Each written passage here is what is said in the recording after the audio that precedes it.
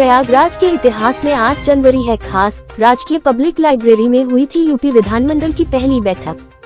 प्रयागराज के इतिहास के पन्नों में 8 जनवरी की तारीख सुनहरे अक्षरों में दर्ज है।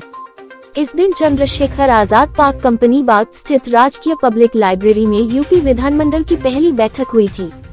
उन दिनों Uttar Pradesh north western provinces and Awadh के नाम से जाना जाता था। आजादी के पहले 1887 में हुई इस बैठक में कई प्रस्ताव भी पास किए गए थे, जिन पर बाद के दिनों में अमल भी किया गया था।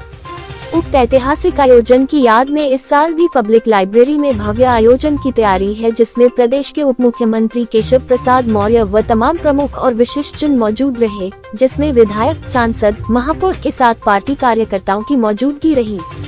8 जनवरी 1887 को हुई थी यूपी विधानमंडल की पहली बैठक। उत्तर प्रदेश विधानमंडल यानी north western provinces and Awadh legislative council की प्रथम बैठक 8 जनवरी 1887 में लेफ्टिनेंट गवर्नर रहे अल्फ्रेड लायल की अध्यक्षता में तत्कालीन थार्नेहिल मेमोरियल हॉल में हुई थी, जिसमें पब्लिक लाइब्रेरी स्थित है। प्रयागराज से संवाददाता मुकेश कुमार विश्वकर्मा की रिपोर्ट।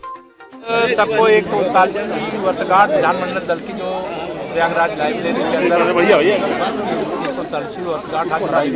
बड़ा उत्साह है, सभी निवर्तमान पूर्व सब आए हुए हैं और जब 150 वर्ष पूरे होंगे इस लाइब्रेरी में विधानमंडल की बैठक के लिए बड़ा आयोजन यहाँ हो, इंसास संकल्प है।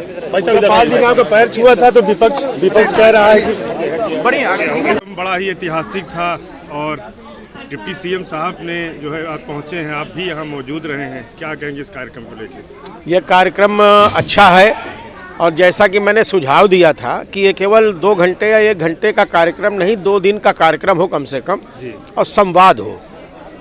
नहीं हम ज़्यादा जा सकते तो एक विषय रखा जाए प्रयागराज के विकास के विषय में, और उसमें पक्ष रखा जाए, विपक्ष रखा जाए, चर्चाएँ हो और उन चर्चाओं से जो चीज़ें आए कि अभी प्रयागराज में ये चीज़ें बची हैं, हम पहले उस पर विचार करें, इसका फिर विस्तारित करें मंडल स्तर तक, मंडल स्तर के बाद फिर हम इसको ले जाएं आपके काशी प्रांत स्तर तक। इस तरह से इस दायरे को बढ़ाया जाए।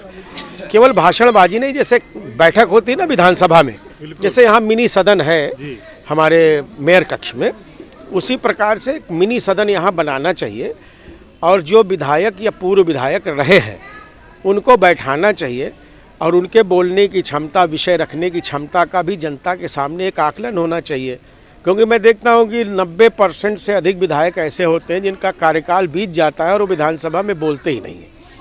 तो कुछ इस प्रकार का हो कि प्रयागराज से जो विधायक रहे हैं, जो विधायक हैं, तो उनको सबको एक प्रकार से गोल टेबल बैठाई जाए, कोई एक विषय रखा जाए और विषय तत्काल रखा जाए, पहले से न दिया जाए, नहीं तैयारी करके आएंगे रट के आएंगे। विषय तत्काल रखा जाए और उस विषय के ऊपर 5-5 मिनट उनका भाषण करा जाए और बाकी लोग सुने उसको। एक अच्छी चर्चा हो, अच्छे विषय आए और प्रयागराज और आगे कैसे बढ़े इस पर चर्चाएं की जाएं और जो हमारे विधायक, पूर्व विधायक रहे हैं, उनकी क्षमता का भी अंदाज़ा लगेगा कि उनके विषय में रोड मैप क्या है हमारे यहाँ विकास का। माघ मेले में पौष पूर्णिमा का स्नान था, 31 लाख लोगों ने संगम में डुबकी लगाई। व्यवस्थाओं को लेकर सभी ने जय जयकार की है, क्या कहेंगे सरकार के लिए? योगी राज जी, बाबा की जय हो।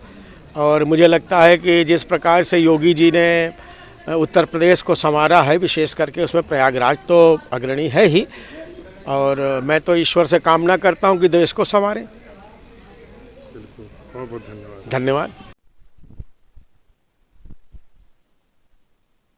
हम प्रयागराज में जन्म लिए हैं और इस ऐतिहासिक धरोहर हमारी ये है, और हमारे डिप्टी सीएम भी आए थे। जैसा कि यहाँ पे हर वर्ष ये शताब्दी दिवस मनाया जाता है, उसी के तहत आज भी उसी शताब्दी दिवस 139वां इसकी जन्म जयंती है।